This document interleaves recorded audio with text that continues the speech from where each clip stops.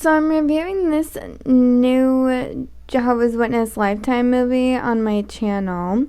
and one of the scenes made me think of this time when I was in like the 8th grade, and my mom found out that I was texting a boy that I wasn't supposed to be talking to because he was not a witness, and also I was not old enough to get married, which as a Jehovah's Witness, if you're not ready to get married, then you literally can't date. And you're really only supposed to date one person and then get married to them, and then that's your life. So,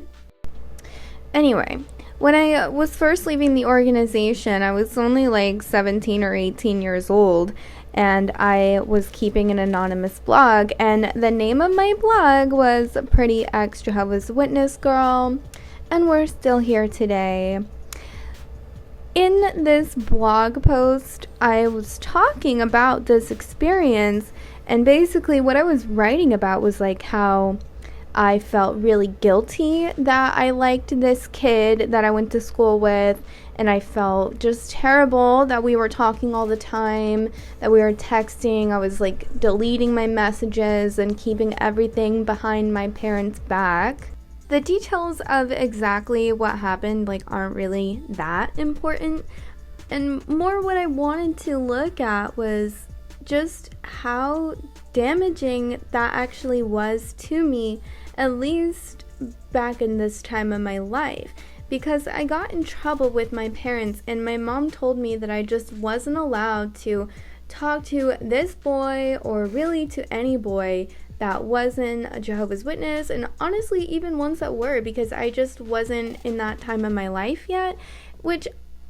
to an extent I guess I understand. I was pretty young, but I feel like once you're getting older, up into high school, it's perfectly normal and reasonable to want to experience having romantic relationships. If you do decide to read this, take it with a grain of salt, because I was 18 and I thought that I was precocious, and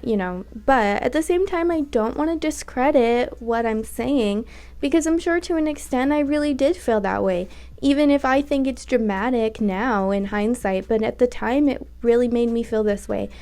And what I've come to realize is that being a Jehovah's Witness kept me feeling guilty and ashamed of the feelings that I had, not only for men but for women too. And I grew up in internalizing that and thinking that there was something wrong with me, and instead of shying away from those activities, I was more into them, and that ended up hurting me a lot more in the end, because I was just searching for a way to make sexual activity feel right and feel good. And I think for a long time I associated that with love and with my value as a person.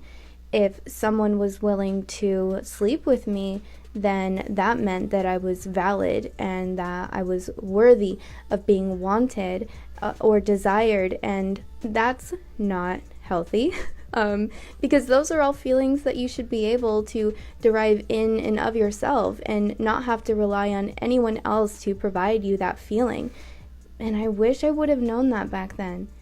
but I'm glad that I know that now.